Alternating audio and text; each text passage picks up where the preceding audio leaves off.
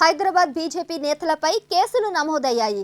MP అభ్యర్థి మాధవిలతపై, BJP MLA Raja Singh పై వేర్వేరు చోట్ల కేసులు నమోదయ్యాయి. 4 రోజుల క్రితం శ్రీరామనవమి సందర్భంగా శోభయాత్రలో పాల్గొన్నారు మాధవిలత.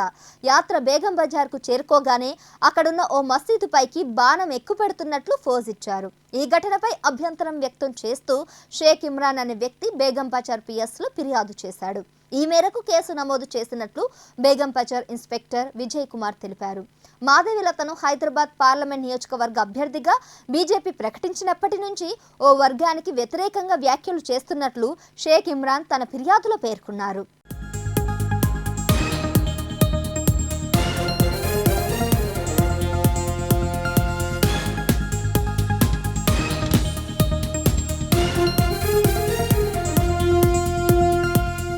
ఇక గోషామహల్ బీజేపీ ఎమ్మెల్యే రాజాసింగ్ పై మరో కేసు నమోదైంది.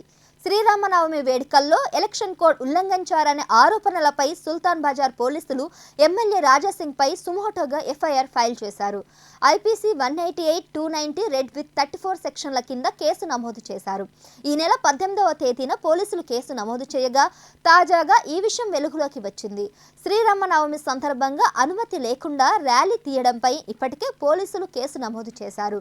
సార్వత్రిక ఎన్నికల నేపథ్యంలో నగరంలో శాంతి భద్రతల దృష్ట్యా రాజాసింగ్ ర్యాలీకి పోలీసులు పర్మిషన్ ఇవ్వనప్పటికీ అభిమానులు అనుచరులతో భారీ ర్యాలీ తీశారు. ఈ ఘటనపై సీరియస్ అయిన అఫ్జల్గంజ్ పోలీసులు రాజాసింగ్ పై సుమోటోగా కేసు నమోదు చేశారు.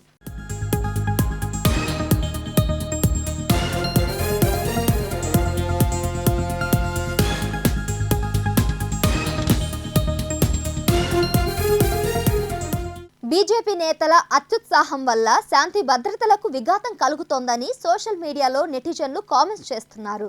మాధవిలతకి సంబంధించిన వీడియో వైరల్ అవడంతో ఆమె చేష్టల పట్ల పలువురు ఆగ్రహం వ్యక్తం చేస్తున్నారు.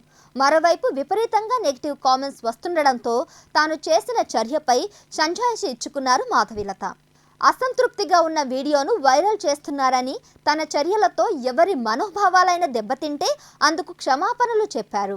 ఇది కేవలం తనను రాజకీయంగా ఎదుర్కోలేక తప్పుడు ప్రచారం చేస్తున్నారని ఆమె ఫైర్ అయ్యారు.